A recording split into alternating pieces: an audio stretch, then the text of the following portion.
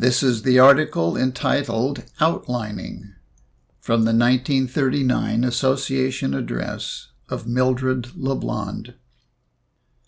A healing in Christian Science, whatever may be the nature of the case, is a divine event and resounds down through the ages. But if it were not also a human event, it would have no practical value for us.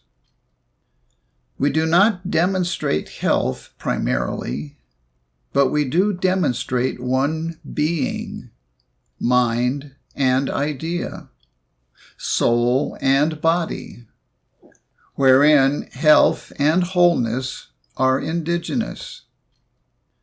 Here arises the question as to how far thought may be permitted to visualize the results of a treatment.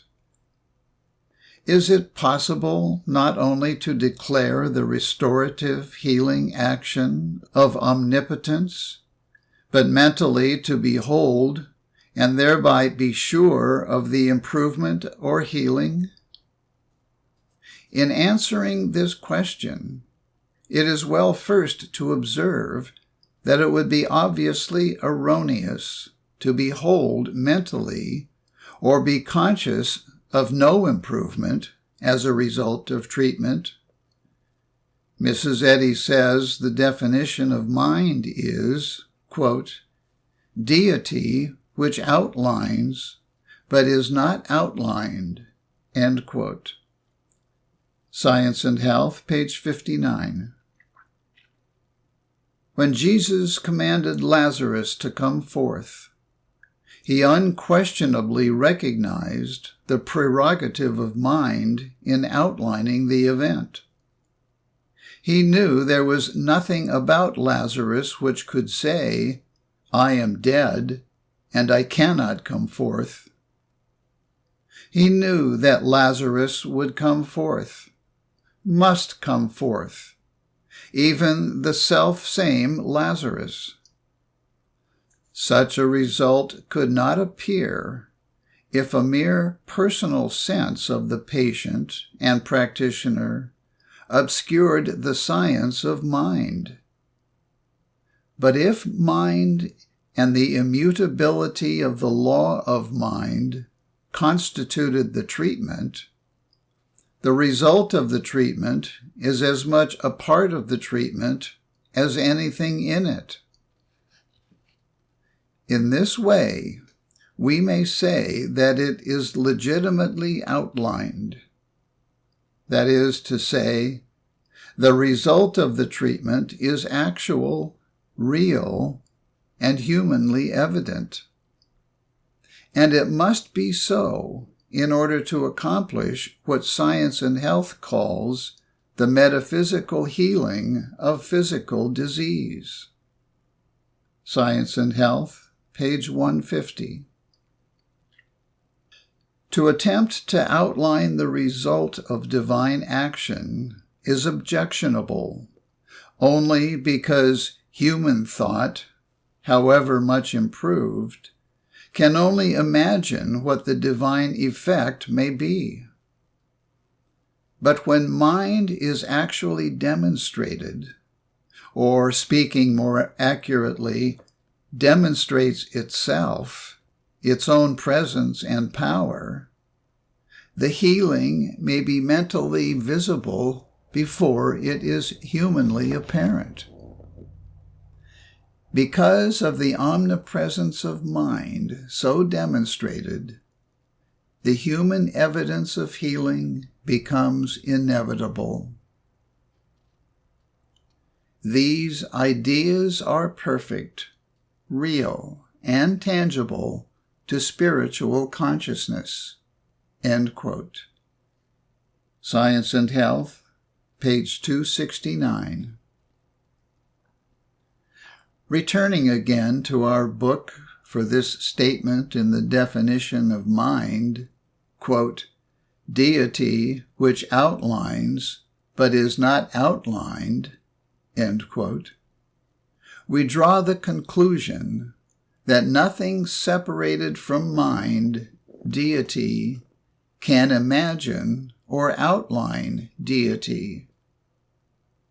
We can understand him, and the statement is also to the effect that God does outline. Also, in the definition of mind is the statement, quote, "the only I or us," end quote. The inference, then, is that thought can only outline in the proportion that it approximates deity. It is sheer animal magnetism to try to imagine the result of a Christian Science treatment, but to know the result with the certainty of mind, that is God, that is divine science. That the effect of such knowing results in improved health of a human being does not vitiate either the treatment or the human evidence of it, for both are actually divine. When we do as we are counseled by Mrs. Eddy, quote, "when we subordinate the false testimony of the corporeal senses to the facts of science, we shall see this true likeness and reflection everywhere," end quote. Science and Health, page 516. This being accepted in regard to all things everywhere cannot be rejected in regard to anything. The purpose of a treatment is to heal. This purpose cannot be fulfilled unless the treatment knows it will heal the case. And the treatment, being mind in full operation and activity, could not but outline its own perfection. Science is divine and can bring about divine results only. The phenomena of divine science are perfect and eternal, and therefore any attempt to conceive of them humanly tends to hide the scientific action of mind, and thereby delay or prevent demonstration. Recognizing the practical value of science, we are wise to expect every good thing from it. Science can and will do immeasurably more for us than it has done in the past, if we will remove the clamps of mere finite wish, hope, or desire, and permit the divine mind to provide through its own scientific presence and law the beauty and abundance of its own creation.